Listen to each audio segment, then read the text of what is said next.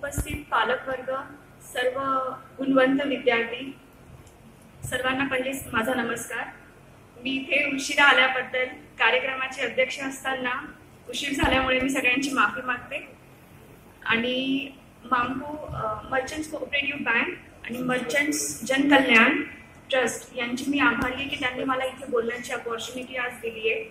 आणि तुम्ही सर्व गुणवंत विद्यार्थी आहातच, म्हणजे तुम्ही सगळेच अभ्यास करताय, म्हणून मला तुम्हाला अभ्यासाबद्दल जास्त सांगायचं नाहीये।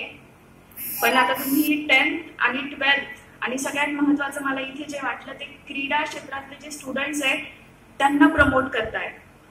तर हे आपल्यामध्येच एक मोठी गोष्ट आहे की क्रीडा जी आहे इट इज ऑलवेज म्हणजे आपण त्याला कायम एक एक्स्ट्रा करिक्युलम ऍक्टिव्हिटी बघतो, म्हणजे की क्रीडा करतोय किंवा खेळतोय म्हणजे तो व्यक्ती अभ्यास करत नाहीये। तर त्या मुलांचं जे क्रीडा क्षेत्रात पुढे जात आहे त्यांचं इथे जे सत्कार होतोय ते आपल्या आतमध्येच एक मोठी गोष्ट आहे। आणि मी आज इथे सगळ्या स्टुडंट्स लोकांना आणि सगळ्या पालकांना त्या गोष्टी सांगणार आहे की ते ज्या अभ्यासा व्यतिरिक्त आहे आणि ज्या मुलांना अभ्यासामध्ये डिस्ट्रॅक्ट करतात। कारण की तुम्ही सगळे आता 10th आणि 12th म्हणजे तुमचा आता आयुष्यातला सगळ्यात सुंदर फेज आहे। आणि मी असं तर नाही म्हणणार की this is the only age that will decide your future. कारण की मी माझं 21 वर्षानंतर डिसाईड केलं की मला पुढे काय करायचंय। पण मी हे जरूर सांगेल की तुम्ही आता जे 10th आणि 12th स्टँडर्डला आहेत आणि तुम्ही ते खूप चांगल्या मार्गांनी उत्तीर्ण झाले, तर मी पुढे काय करणार आहे आणि तुम्ही जे काही कराल ते चांगलंच कराल आणि तुम्हाला सगळं चांगलंच होईल। पण ह्या वेळात खूप गोष्टी घडत असतात ज्या आपल्याला अभ्यासातून डिस्ट्रॅक्ट करतात, त्या गोष्टींबद्दल मी बोलणार आहे। आणि माझ्याबद्दल सांगायचं तर मी इतकंच सांगेन की माझी जी पूर्ण स्ट्रगल होती ऑफ 5 years, त्याच्यात मी 3.5 वर्ष दिल्लीला होती आणि हा सर्व जो प्रवास होता तो फक्त माझ्या आईवडिलांमुळेच मी पूर्ण करू शकले। आणि त्याचं सर्व श्रेय मी त्यांना देते। आणि इथे जे पालक वर्ग आहे मी त्यांना हेच सांगेल की मी एक मुलगी असून माझ्या आईवडिलांनी मला हिंमत दिली। आणि हिंमत आपल्या आतमध्ये एक असा शब्द आहे की तो बोलला तरी समोरच्याला रूबम्स येतात, अंगावर काटे येतात, की म्हणजे मला हिंमत मिळाली। तर हिंमत कशी मिळाली की एक जेव्हा घर बनतं त्याचा पाया मजबूत होणं खूप महत्वाचं असतं आणि तो जो पाया असतो तो आईवडिलांच्या हिंमतमुळे येतो। आणि ज्या वेळेस आईवडील स्वतः हिंमतवान असतात त्यांची मुलं कधीच खचत नाही। म्हणून मी इथे जे पालक आहेत त्यांना मी हेच सांगेन की मुलांची हिंमत बनून राहा आणि ते तुमच्या मुलं जे काही निर्णय घेतील त्यांना प्रोत्साहन द्या। कारण की काय होतं ना की मुलं आपल्या चुकांपासून शिकतात। कारण की असं म्हणतात की आयुष्यातला प्रत्येक धडा आपण पुस्तकात शिकत नाही, काही धडे आपल्याला जीवन जगताना शिकावे लागतात। आणि जोपर्यंत आपण आपली स्वतःची रिस्पॉन्सिबिलिटी घेत नाही तोपर्यंत आपल्याला समजतच नाही की मी कुठे बरोबर आहे आणि कुठे चूक आहे। ज्यावेळेस आपण सरकारबद्दल बोलतो की मला गव्हर्नमेंटने हे नाही दिलं किंवा ते दिलं, म्हणजे आपण कुठेतरी अवलंबून आहोत गव्हर्नमेंटवर। तसंच आई वडिलांचंही एक रिलेशनशिप आहे। आई वडील विदाउट एनी एक्सपेक्टेशन देत असतात आपल्या मुलांना आणि मुलं कंप्लेन करत असतात की मला हे पाहिजे होतं, माझ्या आई वडिलांनी दिलं नाही म्हणून मी त्यांनी जे सांगितलंय ते करणार नाही। तर आई वडिलांमधलं जे कम्युनिकेशन आहे ते it is due to the generation gap. आणि हे जे कम्युनिकेशन आहे मुलांना मी हे सांगेल की त्याला एक आर्ग्युमेंट म्हणून नका घेऊ। आई वडिलांसोबत एक संवाद साधा। तुम्ही जेव्हा संवाद कराल आपल्या आई वडिलांसोबत तुमच्या दोघांच्या विचारांमध्ये अंतर असू शकेल, तुमचे विचार खूप वेगळे असतील, आई वडिलांचे विचार खूप वेगळे असेल, पण कुठेतरी त्यांना पटवून द्या की कारण की काय होतं की change is the law of nature असं महात्मा गांधींनी सांगितलंय। 50 वर्षापूर्वी जे घडलं ते आपल्या आईवडील आपल्याला सांगतात की तेच योग्य होतं आणि आज 50 वर्षानंतर काय होतंय हे आपल्याला माहिती आहे की वी आर चेंजिंग। टेक्नॉलॉजी आली आहे, मोड ऑफ एज्युकेशन बदलले, पुस्तकांपासून आपण इंटरनेटकडे चाललोय। तर आई वडिलांना हे कन्व्हिन्स करून द्या। आणि हे तुम्ही कन्व्हिन्स कधी करू शकाल की ज्यावेळेस तुमचं जे फोकस आहे, कॉन्सन्ट्रेशन आहे ते तुमच्या टार्गेटकडे असेल। तुमचं टार्गेट काही पण असू शकतं। इथे काही लोकांना क्रिकेट आवडत असेल तर कन्व्हिन्स करा की मी क्रिकेट का बरं खेळू इच्छितो, कारण की आयुष्यात आपण सर्व काही ना काही बनण्याच्या मागे आहेत, पण ते बनण्यामागे कारण काय आहे हे शोधणं खूप महत्वाचं आहे. उद्या मी ठरवेल की मला डॉक्टर व्हायचंय, फक्त का बरं डॉक्टर व्हायचंय की माझी फ्रेंड डॉक्टर झाली, पण हे त्याला कारण नसेल. कारण हे असू शकतं की मला लोकांची सेवा करायची आहे, म्हणून जर मला डॉक्टर व्हायचं असेल तर तुम्हाला डॉक्टर बनण्यात नक्कीच मजा येईल. म्हणून माझ्या बाजूचा किंवा बाजूची व्यक्ती काय करतो आहे किंवा काय करते आहे आणि त्यांच्यासोबत कंपॅरिझन करत आयुष्य काढण्यापेक्षा मी चांगलं काय करून समाजाला देईल. कारण की जसं म्हणतो ना की अंडा पहिला आला की मुर्गी पहिली आली, it is unanswered question. Similarly समाज आपल्यापासून आहे की आपण समाजापासून हे आजपर्यंत मला समजलं नाही, पण समाजाचं आपण कुठे ना कुठे ऋणी आहे आणि समाजाचंच नाही तर आपण आपल्या देशाचं आणि या जगाचं सुद्धा ऋणी आहे. कारण की आपण ज्या देशात राहतो तिथे आपण वसुदैव कुटुंबकम असं म्हणतो. म्हणून ज्यावेळेस आपण काही पण करतो त्यावेळेस मी जे करणार आहे याचा फायदा लोकांना किती होईल आणि माझ्या ह्या 50 वर्ष किंवा 80 वर्षाच्या आयुष्याने की मी एका वर्षात एका व्यक्तीचं तरी आयुष्य बदलू शकेल की नाही हे ठरवणं खूप गरजेचं आहे. आणि ज्यावेळेस आपण जातो सोबत काहीच नाही जात, फक्त जाईल आणि आपण जेव्हा इथून निघून जाईल ते फक्त राहील आपल्या आठवणी. ते म्हणतात की माणसाचं आयुष्य जे असतं ना ते 50 ते 80, 90, 100 वर्ष, 120 वर्ष, पण माणसाचे कर्तृत्व जे असतं ना तो गेल्यानंतर 1000 वर्ष सुद्धा राहतं. म्हणून कायम कर्तृत्वाने मोठे व्हा आणि असं काहीतरी करून जा की मला खूप वेळा असं वाटायचं की मी 3 वर्ष झाले, 4 वर्ष झाले, मागे 5 वर्ष झाले, तर मला असं खूप वेळा वाटायचं की मी सोडून देते आणि सोडून मम्मी पप्पांना सांगते की तुम्ही जे सांगाल मी करेन. आणि खूप वेळा असंही झालं, मी माझ्या वडिलांना सांगायची की एवढ्या वेळेस मला करू द्या आणि जर ह्या वेळेस नाही झाले तर तुम्ही जसं सांगाल मी ते करेन. तुम्ही लग्न सांगाल लग्न करेल, तुम्ही सांगाल की बिझनेस करेल, पण एक चान्स द्या. ते चान्स घेण्याचा हेतू एकच होता की ज्या वेळेस मी 12th स्टँडर्ड केलं त्यावेळेस मला बहुतेक मी त्यावेळेस माझ्या आईवडिलांना कन्व्हिन्स नाही करू शकली किंवा ते इतके बाउंड होते समाजाने की ते मला बाहेर नाही पाठवू शकले. पण ज्यावेळेस मला समजायला लागलं मी त्यांना कन्व्हिन्स केलं की मला हे का बरं करायचंय. आज मी जेव्हा बाहेर निघते तर लोक मला म्हणतात की कॉंग्रॅच्युलेशन्स आणि मला त्यात खूप आनंद होतो. पण त्याहून जास्त जेव्हा एखाद्या मुलीचे आईवडील येऊन भेटतात आणि ते जेव्हा सांगतात की तू आमच्या मुलीसाठी रस्ते मोकळे केले त्यावेळेस मला जास्त आनंद होतो. तर माझं हे जे स्ट्रगल आहे किंवा मी जो पण परिश्रम केले आहे ते त्या सर्व लोकांसाठी ज्यांना खूप जिद्द आहे काही करण्याची आणि जे खूप हार्ड वर्किंग आहे हे त्यांच्यासाठी मी डेडिकेट करते. आणि मी त्या सर्व मुलींना आणि मुलांना सुद्धा सांगते की आपण गावाकडे असतो म्हणून आपले खूप सारे मिसकन्सेप्शन्स असतात की आपण जेव्हा इथून बाहेर जाऊ तेव्हा कसं विश्व असेल. आणि आपल्याकडे सिंपलची क्वालिटी आहे ती हंबलनेस. गावाकडचे लोक खूप हंबल असतात, घाबरतात, लवकर मिळत नाही. तर जी हंबलनेस ही खूप चांगली क्वालिटी आहे, पण त्याच्यासोबत जेव्हा भीती जोडली जाते ना तो माणूस पुढे नाही जाऊ शकत. त्याची भीती असते ना ती तुम्हाला काढून टाकायची आहे. भीती जी आहे ती माणसाला बाउंड करते आणि त्याचे लिमिटेशन्स करून टाकते. आणि मुलींना नेहमी काय होतं की मी जर जाईल तर माझ्या आईवडिलांना काय वाटेल, त्यांना लोक काय बोलतील. आणि मुलांनाही असं वाटतं की मी 22 झालो म्हणजे मला रिस्पॉन्सिबिलिटी घ्यायला पाहिजे आणि मी काहीतरी पैसे कमवायला पाहिजे. पैसे कमवणं इज इनएव्हिटेबल, कारण की पैशांशिवाय आपण जगू शकत नाही आणि ही खूप साहजिक गोष्ट आहे. पण पैसा is not the ultimate aim of the life. पैशांपेक्षा जास्त आहे की मी काहीतरी असं करेल की त्याच्याने लोकांना फायदा होईल. आपण जेव्हा मी फार्मसिस्ट आहे तर मी जेव्हा फार्मसी केलं तर आम्ही एखादी गोळी बनवायचो तर असं होतं की या गोळीचा फॉर्म्युला इतका ॲक्युरेट पाहिजे की त्याच्याने एकाही व्यक्तीला त्रास नको पण लाखो लोकांची आयुष्य वाचायला पाहिजे. तर काहीही कराल तर असं करा की त्याचा फायदा फक्त तुमच्या घरालाच नाही तर समाजालाच नाही तर देशाला सुद्धा व्हायला पाहिजे. मी इथे हे सांगेल की मी 5 पॉईंट सांगते की जे विद्यार्थ्यांना आता खूप कामात येते की तुम्ही अभ्यास तर करतातच आहे पण तुम्हाला काय नाही करायचं आहे. आणि मी हे याच्याकरता हायलाईट करते की आजकाल आपण खूप TV बघून सोशल मीडिया बघून खूप माइंड डायव्हर्ट व्हायला लागले. स्टाईलमध्ये राहण्याचे.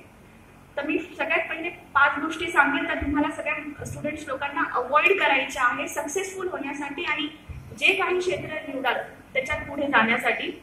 First, avoid addiction. ड्रिंकिंग. मुलांना आजकाल खूप व्यसन असतात की मी स्मोकिंग करेल तर मी स्मार्ट. आणि मी असं बघितलं आहे की खूप लोक स्मोकिंग करून फक्त दाखवतात की मला स्मोकिंग येते म्हणजे मी सगळ्यांपेक्षा ओव्हर स्मार्ट आहे. It is not going to give you any kind of benefit in your studies. काही ना काही त्याच्यात असेल म्हणूनच ते तुम्हाला व्यसनाधीन बनवत असेल, पण अशा व्यसनांच्या आधारे जाऊ नका. Second thing, pleasure. तुमचं जे वय आहे प्लेजर सिकिंग नका बनवू की मला ज्या गोष्टीत आनंद होतोय, जसं काही लोकांना पार्टी करायला आवडतं, काही लोक दिवसभर टीव्ही बघत असाल तर ह्या गोष्टी डायव्हर्ट करतात आणि ह्या वयातच डायव्हर्ट करतात. म्हणून ह्या सेकंड गोष्टीपासून दूर राहा. Third thing is over eating. अभ्यास करताना खूप जास्त खाऊ नका, म्हणजे इतकंच खा की जितकं पोटाची गरज आहे, म्हणजे खायचं म्हणून खात नका सुटू. ओव्हर इटिंगने काय होतं की शरीर डिग्रेड होत जातं आणि हेल्दी, ते म्हणतात ना, in the healthy body lies the healthy mind. जोपर्यंत शरीर स्वस्थ नसेल तुमचं डोकं चालणार नाही. चौथी वस्तू मी तुम्हाला हे सांगेल की झोप इतकीच घ्या जितकी गरज आहे. असं नाही की रेकॉर्ड तोडायचा आहे कुणाचा म्हणून मी झोपतच राहील. तर इतकंच झोपा जितकी गरज आहे आणि बाकीचा वेळ योगा किंवा फिजिकल एक्सरसाइजला डिवोट करा. कारण की आजकाल आपण आता इंटरनॅशनल योगा डे सेलिब्रेट केला आहे. ते स्टुडंट्स लोकांसाठी मी याच्याकरता इम्फेसिस देते की yoga integrates your body, mind and soul. आणि तुम्ही जेव्हा योगा करता तुमचं फोकस आपल्या आपच वाढतं. आणि मी मागच्या 1 वर्षात हे खूप एक्सपिरियन्स केलंय. That's why I am giving emphasis on yoga. And fifth thing I will tell you, that is the comedy or the laughter.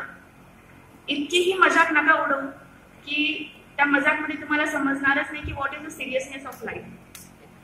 आयुष्याचा म्हणजे एक सिरियसनेस, एक वेळ आल्यावर सिरियस व्हा की आयुष्यात आपण कशासाठी आलोय. असं मी particularly I don't believe in the second life. जे आहे ते आत्ताच आहे. आपण जे काही करू शकतो ते आजच करू शकतो आणि जे होणार आहे ते आजच होणार आहे. आपण तुम्ही सगळेजण कायम आशावादी राहा, कारण की आपण रात्री जेव्हा झोपतो तेव्हा सकाळची अलार्म लावूनच झोपतो. माहिती नाही की उद्या जर इतकं निराशावादी असतो तर आपण अलार्म लावून झोपलोच नसतो. आशा आहे की उद्याचा दिवस दिसणार आहे म्हणून आपण जगतोय. तर त्या उद्याचं चांगलं करण्यासाठी आज पॉझिटिव्ह राहा आणि ज्यावेळेस रात्री झोपाल त्यावेळेस सगळी निगेटिव्हिटी काढून झोपा. मी ह्या गोष्टींवर याच्याकरता इम्फेसिस करते कारण की ह्या वेळात तुम्हाला सगळ्या ह्या गोष्टी येतील आणि काही वेळेस तुम्ही लोक डिप्रेशनमध्ये जातात. इट्स अ टीनएज आणि टीनएजात त्या सगळ्या गोष्टी होतात आणि आपण आपल्या आईवडिलांना कन्व्हिन्स नाही करू शकत. ते त्यांचं वेगळं स्वप्नात, आपण आपलं वेगळं घेतो. तर मी ह्या गोष्टींना मुद्दाम हायलाईट इथे करते कारण की ह्या गोष्टी तुमच्या आयुष्यात खूप कामात येतील आणि तुमचं जे पुढचं फ्युचर आहे त्याच्यात ह्या सगळ्या गोष्टी तुम्हाला पॉझिटिव्हली मोटिवेट ठेवतील. तर मी त्याच्याकरता ह्या गोष्टी बोलली आहे. मी अजून एक गोष्ट हायलाईट करेल इथे, स्पेशली ज्या मुलांसाठी जे खूप ट्राय करतात की ज्यावेळेस आपण खूप फेल होतो ना, आपल्याला माहिती आहे की डायमंड कसा बनतो. त्याला खूप म्हणजे डायमंडची प्रोसेस तुम्हाला जर माहिती असेल तर त्याला पॉलिश होण्यासाठी किती खडतर ट्रायलमधून जावं लागतं. You must be knowing it. तसंच आयुष्यात जेव्हा खूप फेल्युअर्स किंवा खूप अप अँड डाऊन्स येत असतील ना, तर त्याला खचून घाबरू नका. जस्ट बी मोटिवेटेड की माझा आज जरी खराब असला किंवा आज माझ्यासोबत काही चांगलं नसेल जरी झालं तर मी उद्या माझा नक्कीच चांगला करेन. आणि तो कसा चांगला करेन की एक गोष्ट मी इथे सांगते की देवाने आशीर्वाद दिल्याशिवाय काहीच पूर्ण होऊ शकत नाही. त्या परमेश्वरावर विश्वास ठेवा. आणि मी स्वतः सुरुवातीला म्हणायची की काय आपण थोडं शिकलो का आपण म्हणतो की देव काय आणि आपण सायन्सवर मोर इम्फेसिस देतो as compared to God. But ultimately मी जेव्हा ध्यान वगैरे करते तर आय हॅव रिअलाइज्ड की no, you should have a faith in God. जर परमेश्वराने ही सगळं सृष्टी बनवली आहे आणि जर ही बोसॉन पार्टिकल आपण शोधतोय म्हणजे कुठेतरी आहे, कुठेतरी काहीतरी शक्ती आहे ती कार्यरत आहे आणि ती सर्व आपल्याला पुढे घेऊन जाते. तर त्या शक्तीवर विश्वास ठेवा आणि ती शक्ती तुम्हाला जर इथपर्यंत घेऊन आली असेल, जे पण काही तुम्ही काम करत असाल ते तुम्हाला त्याच्यातून काढून पुढे नेईलच. हा विश्वास ठेवा आणि तुमचे सर्व कार्य सफल होतील. मी ही शुभेच्छा तुम्हाला सर्व मुलांना, सर्व स्टुडंट्स लोकांना देते आणि पेरेंट्स लोकांना एक छोटीशी विनंती करते की मुलांना खूप सपोर्ट करा. असं नाहीये की आपण गावाकडे राहतो तर इथे अपॉर्च्युनिटीज नाहीये. हे आहे की आपल्याकडे पुस्तकं वगैरे अवेलेबल नाहीये आणि माझ्याकडून जितकं होईल, आता मी सगळ्या मुलांना माझ्याकडून जितकं प्रमोट करता येईल आणि मला जर लायब्ररी उघडता आली तर मी इथे मुलांसाठी नक्कीच उघडेल. कारण की जिथपर्यंत मला माहिती आहे की आपल्या मुलांकडे पोटेन्शियलची कमी नाहीये. कमी आहे तर ती त्यांना अपॉर्च्युनिटीज देणं आणि त्यांना त्या परिस्थितीत समजून घेणं. कारण की होतं काय की आता सर बोलले की जी अपॉर्च्युनिटीज किंवा जी ब्रेन पॉवर आहे ती सगळ्यांना भेटलेली असते, पण कोणता व्यक्ती तिला इम्प्लिमेंट करतो दॅट मॅटर्स. कारण की मी जेव्हा UPSCची तयारी करत होती, 12 लाख लोकांनी फॉर्म भरला, 4 लाख लोकांनी अपियर केलं, 15,000 were selected for mains, 2,900 for interview and finally 1,099 out of all. तर सांगायचा अर्थ असा की आम्ही सगळ्यांनी एकच पुस्तकं वाचले, सगळ्यांकडे अवेलेबल मटेरियल सेम होतं, सगळ्यांचे प्रयत्न 19-20 सेम असतील, म्हणून आम्ही सगळे इंटरव्ह्यूला गेलो. कुणीच कमी नाही, कुणीच जास्त नाही. जो फरक होता तो ऍटिट्यूडचा होता. ऍटिट्यूड म्हणजे की आपण कायम परिस्थितीला दोष देतो की त्यावेळेस मला बहुतेक चांगलं जेवण नाही भेटलं म्हणून माझा मूड नव्हता, मी पेपर नाही लिहिला. खूप मुलांचं असतं की मला त्या दिवशी ताप आला, मी पेपर नाही लिहिला म्हणून मी फेल झालो. तर परिस्थितीला दोष देण्यापेक्षा त्या परिस्थितीला मी कशी फेस करते that will decide my future. म्हणून परिस्थितीला पॉझिटिव्हली हँडल करा, कारण की सगळ्यांना सारखं भेटणार आहे, पण जो त्या परिस्थितीला कसं रिॲक्ट करेल त्याला जास्त भेटेल. म्हणून कायम विश्वास ठेवा. आणि माझे पप्पा कायम सांगतात, मी त्यांना कायम विचारते त्यांच्या बिझनेस बद्दल की तुम्ही लोकांवर विश्वास ठेवता आणि हा सोनारांचा बिझनेस चालतो कसा. पप्पा कायम सांगतात की तू इतका अविश्वास नको दाखवू. सोनारांचा जो बिझनेस आहे तो विश्वासावर चालतो आणि विश्वासावरच ही दुनिया चालू आहे. तर त्यांचा ते विश्वास ऐकूनच मला इतका विश्वास झाला. तर मी तुम्हाला हेच सांगेन की पॉझिटिव्ह राहा, खूप मेहनत करा आणि मेहनतीला कायम फळ मिळतं. उशिरा का होईना मिळेल, सगळ्यांना मिळेल. फक्त प्रयत्न चालू ठेवा. आणि ज्याला कोणालाही माझी मदतीची कधीही गरज असेल तर मी कायम त्यांच्यासाठी असेल. आणि मर्चंट्स जनकल्याणबद्दल मी एवढं सांगते की त्यांनी जे हेल्थ सिस्टमवर इम्फेसिस दिलेला आहे, जे त्यांचं हॉस्पिटल आहे, तर आज आपल्याकडे सगळ्यात जी पॅथेटिक कंडिशन म्हणाल किंवा जी वाईट परिस्थिती आहे ती हेल्थ सिस्टमची आहे. तर मी फर्मला किंवा मर्चंट्स कोऑपरेटिव्ह जनकल्याण जी ट्रस्ट आहे त्यांना एकच विनंती करते की जिथपर्यंत मी अभ्यास केला तिथपर्यंत मला हे माहिती आहे की डायग्नोसिस आणि ट्रीटमेंटमध्ये खूप फरक आहे. डायग्नोसिस करणं खूप सोपं असतं, पण एखाद्या गरीब व्यक्तीची जी आउट ऑफ एक्सपेंडिचर आहे, म्हणजे त्याने जी कमाई केलेली आहे 100 रुपये, त्यापैकी 68 रुपये तो फक्त औषध गोळ्यांवर देतो. आणि त्या औषध गोळ्यांवर इतकं जेव्हा देतो, म्हणजे ते ब्रँडेड ड्रग्स असल्यामुळे त्याला इतकं द्यावं लागतं. आणि जे डॉक्टर लोक जे एक्स्ट्रा चार्ज करतात, तर मी यांना हेच विनंती करेल की try to promote generic drugs and try to promote AYUSH drugs, म्हणजे जास्तीत जास्त लोकांना त्याचा फायदा होईल आणि कमीत कमी पैशांमध्ये त्या सुविधा सगळ्या लोकांना अवेलेबल होतील. तर मी एवढं बोलून माझे शब्द संपवते आणि तुम्ही सगळ्यांनी मला ऐकलं त्याच्याबद्दल आभारी. मास्कोटर्सची मी आभारी आहे आणि खूप सफल व्हा एवढीच मी तुम्हाला सगळ्या यशवंतांना, गुणवंतांना शुभेच्छा देते. जय हिंद, जय भारत.